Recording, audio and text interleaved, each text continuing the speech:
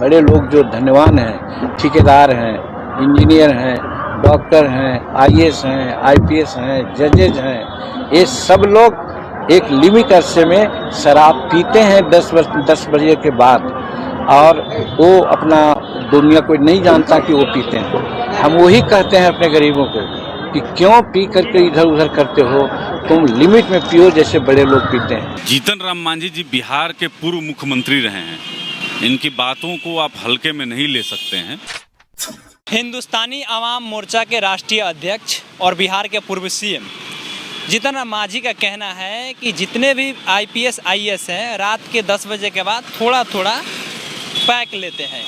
शराबबंदी ठीक है, इसमें कहीं कोई दुमत नहीं है, लेकिन शराबबंदी के आड़ में दो प्रकार की नीति अपनाई जाती है। एक प्रकार की नीति है कि जो 250 मिलीलीटर या 100 मिलीलीटर या 50 मिलीलीटर जो पीता है, उसको भी पकड़ करके इम्प्लीकेट किया जाता है, दारू लेकर के उसको केस किया जाता है, जेल में जाता है और बेल पर आता है। लेकिन दूसरे तरफ ये ओपन सीक्रेट है, कहीं कोई हमसे पूछे इसके लिए जितनी भी पड़तानाएं हमको क्यों न दे।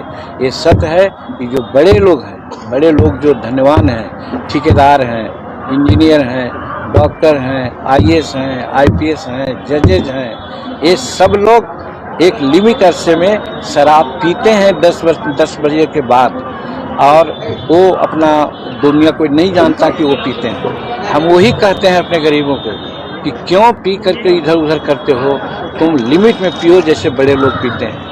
और पकड़ने की बात अगर आती है इसलिए कि तुम पी करके चौराहे पर घूमने लगते हो, इसीलिए लोग कहता है, मुंह में ब्रेथनाइजर लगाता है, और उन लोगों को ब्रेथनाइजर नहीं लगाता है, इसलिए उन लोगों से सीखो और उसी रूप में रात में अगर तुमको कुछ लेना है तो ले करके सो जाओ, सुबह में अपना काम करो जैसे बड़े लोग करते हैं। शराबबंदी है तो फिर मिलेगा कहाँ से कि रात में लोग पिए?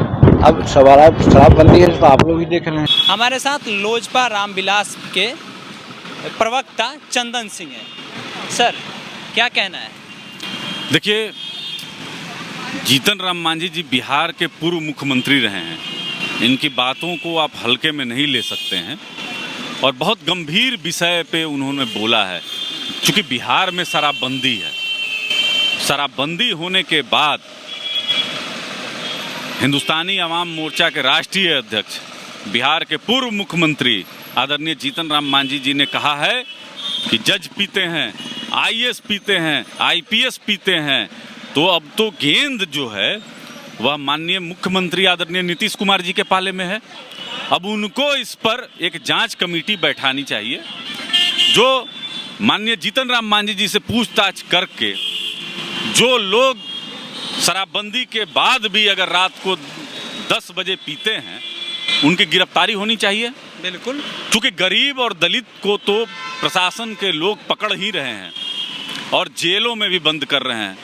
आए दिन हम देख रहे हैं कि बिहार के थाने गरीब, दलित, वंचित समाज के लोगों से भरे हुए हैं।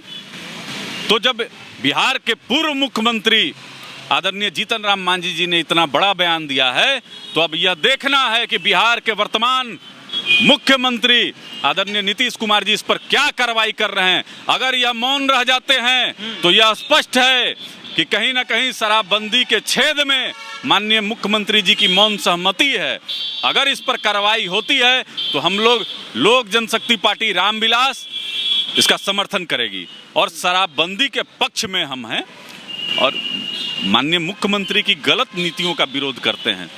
और इसमें जो लीकेज है, जो छेद है, हम लोग बराबर कहते हैं कि सर्वदलीय बैठक बुलाकर इसमें जरूरी नीति निर्धारण करने चाहिए। लेकिन अब तो आदरणीय जीतन राम मांझी जी ने कह दिया है, इस पे हम लोग देख रहे हैं कि नीतीश कुमार जी इस पर क्या कहते हैं।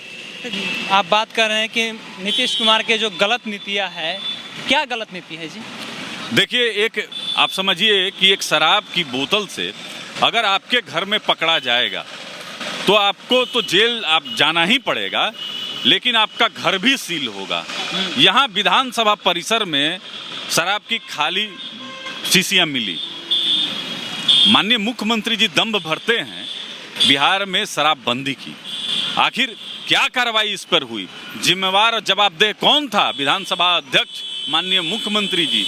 या बिहार के डीजीपी या एसपी अगर आपके पटना बाईपास में शराब से लदी हुई ट्रक पकड़ा जाता है तो झारखंड के बॉर्डर से आया होगा, नेपाल से आया होगा, उत्तर प्रदेश से आया होगा, इन जिलों के कप्तानों पर क्या कार्रवाई हुई, जिलाधिकारी पे क्या कार्रवाई हुई, एसपी को आपने हटाया, एक भी प्रशासनिक अधिकारियों पे, बड़े बड़े अधिकारियों पे राज्य सरकार कोई कार्रवाई नहीं कर रही है।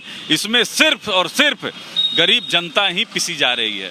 तो जो नीति निर्धारण कर रहे हैं वह गरीब दलित लोगों के लिए ही सिर्फ प्रताड़ित करने के लिए बनाया जा रहा है। जबकि एक भी आप बताइए बड़े बड़े अधिकारी पकड़े गए हैं।